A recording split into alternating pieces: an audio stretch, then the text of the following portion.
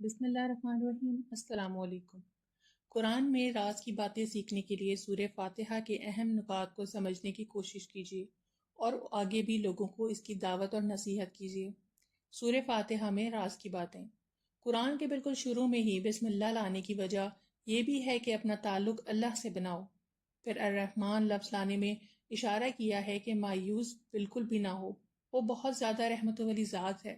کافر کو بھی اس دنیا میں نعمتوں سے نوازا جاتا ہے۔ پھر آپ تو مسلمان ہیں، آپ کیوں اللہ کی رحمت سے مایوس ہوتے ہیں؟ آپ کے لیے تو دنیا اور آخرت دونوں میں رحمتیں ہی رحمتیں ہیں، بس اپنے اللہ سے تعلق بنا لیں۔ الحمدللہ رب العالمین میں اشارہ ہے کہ انسان اپنی صلاحیتوں اور کمالات پر بالکل بھی مغرور نہ ہو، یہ سب تو اللہ کی عطا کردہ نعمتیں ہیں۔ اصل صفت عاجزی ہے اور عاجزی اختیار کرو، کیونکہ اصل کمال والی ذات تو صرف اللہ کی ذات ہے۔ انتہائی تعریف کے لائق تو صرف اللہ کی ذات ہے، کیونکہ وہ تمام مخلوقات کا پالنے والا ہے اور ہمیں بھی عطا کر رہا ہے۔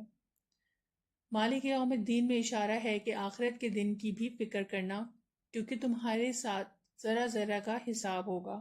اس طرح نہیں کہ یہاں دنیا میں کھاؤ پیو اور مزے اڑاؤ اور حقوق اللہ اور حقوق العباد کی ذرا برابر بھی فکر نہ کرو، بلکہ آخرت میں تمہیں حاضر کیا جائے گا اور تم سے ذرا ذرا اعمال کا حساب لیا جائے گا۔ ایاک نعبد میں اشارہ اس طرف ہے کہ اللہ تعالیٰ سے انتہائی محبت رکھو، اس کی عظمت اور بڑائی کو دل سے تسلیم کرو، اور تم جس جگہ بھی ہو، جس ٹائم بھی ہو، اللہ تعالیٰ کو ناراض نہ کرو۔ جہاں جس جگہ اور جس وقت بھی ہو، تمہیں اللہ اور اس کی رسول صلی اللہ علیہ وآلہ وسلم کا جو بھی حکم متوجہ ہو، اس کو دل و جان سے تسلیم کرو۔